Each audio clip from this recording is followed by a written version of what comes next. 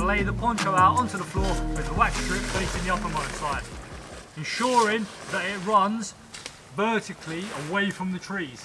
Yes, so it's not going to run this way, it's going to run that way, so your poncho is long ways coming off the two trees you've been selected.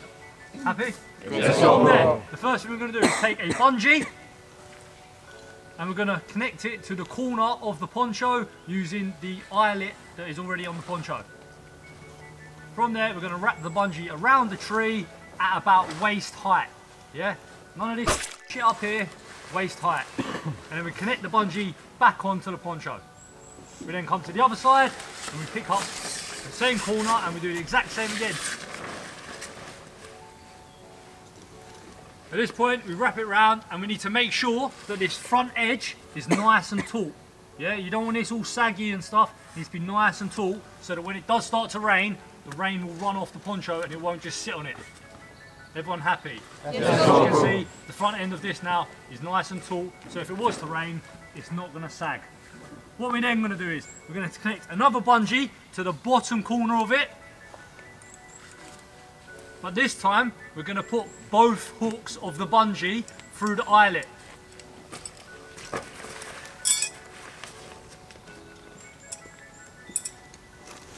So you see, Cool Piers puts both hooks on, therefore giving him a loop of elasticated bungee strap.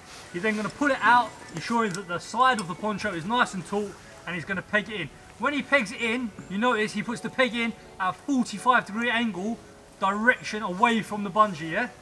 So this is to stop the bungee pulling the peg out. If you stick it in that way, all it's going to do is go flying. Happy?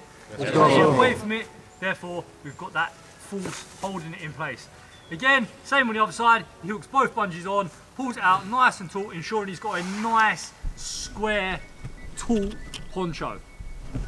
If he was to now make it so it wasn't taut, just slide one of them in. So for instance, if he'd done it like this and it rained, what do we think is going to happen?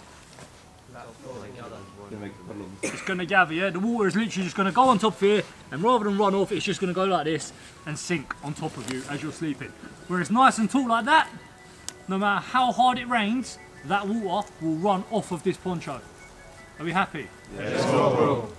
From there, he's got nice and taut at the front, he goes around, checks it, nice taut at the two sides, nice and taut at the rear.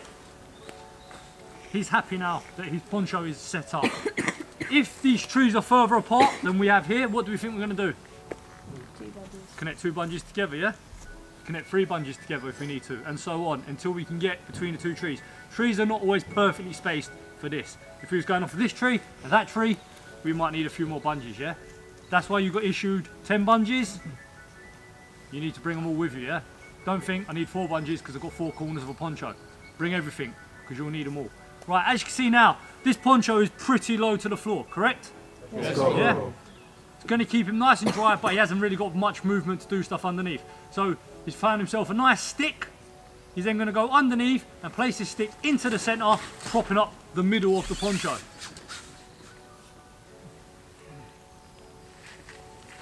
Again, the poncho is still nice and taut, so if any rain does land on it, it's going to run off. And he's now giving himself a little bit more admin space underneath his poncho to conduct admin, sleep comfortably without being wet. Set your ponchos up and then put your Bergens underneath the ponchos. Hey, shut up while we're talking. Obviously, only one poncho between two, yeah? So pick someone between you, get your ponchos out. Like I said, you might need more tent pegs, you might need more bungees. Any questions? No. Any questions on anything you've learnt today? No. It is now 16:08. It's probably going to be dark in about 20 minutes. Make it happen. Let's go. Hello.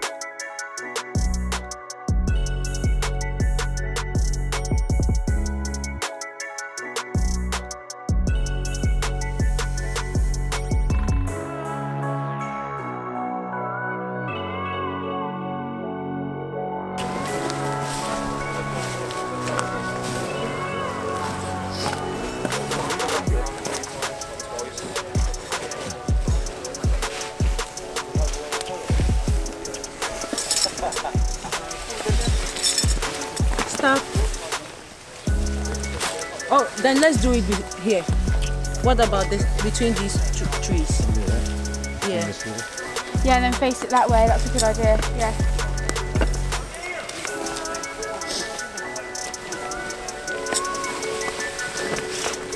Oh no, sorry. Oh, that's seven. Hey boys, how we doing? Good, thank you, sir. If you get one in on that side.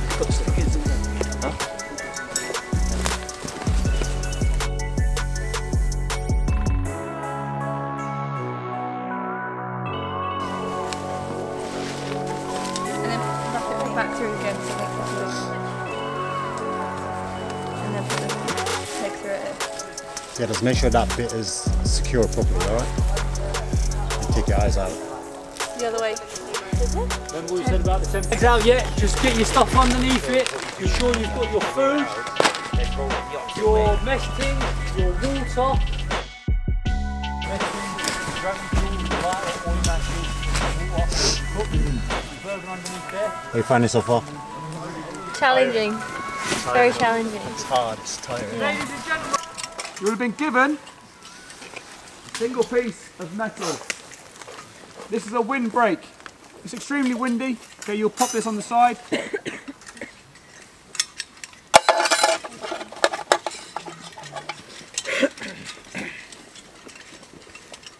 Like so. Okay, and now you've got a windbreak. Okay, that will stop the wind from blowing your flame out. Place it inside your mess tin and make sure the water comes over the top of the bag. Remember, the more water you put in, the longer it will take to boil. Okay, so you want just enough water that it covers the bag. Leave the fold, okay, the lip where the open end seams are at the top, okay, so you can grab that, pull it out, you won't burn your fingers. Alright, if you put that at the bottom, when you come to remove the bag, okay, it will be hot and you'll burn yourself. Okay,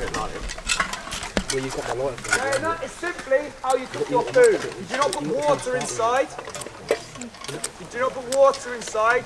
The mess tin, the wrapper will stick to the mess tin, will burst, and then you'll have burnt stuff all over. So when you come to remove the mess tins, okay, be careful, they will be hot. You do a little touch test. If it's too hot, wrap your sleeve around so you don't burn your fingers.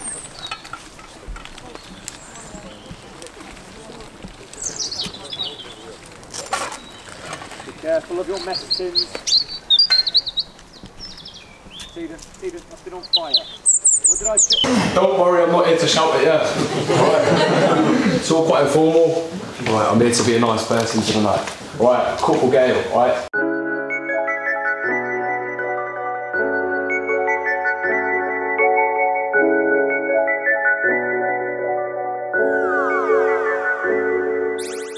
I think it went well. It was good to really get to know everyone here in much more detail than rushing around trying to get things sorted for the first couple of days. So yeah, it's been enjoyable. Looking forward to sleeping out tonight? Yeah, it's going to be great. I've got a good buddy under the poncho. I know we can get it up in time, although we had to put it down just now. So it's going to be a bit difficult in the dark. I'm sure we'll get it up, and I'm sure we'll stay warm in the winter weather. Lots of sleep. Yes, we've had about 4 hours last night, 5 hours the night before. So it's good to catch up on sleep. Icebreaker good? It was good, yeah, but like I didn't get to say half the stuff I said. You think about everything you say before you go up, and then you go up and you say about not even half of it because you just freak out. You're like, oh, my name's Chloe. So yeah. So what advice would you give someone who's coming in? Keep calm. Definitely think about what you're going to speak about, and just be yourself. Go do it. Better to get it over and done with than wait to last. To be honest, I waited to last. My bad. You haven't taken the thing off wood. You need to take the protective film off the mirror.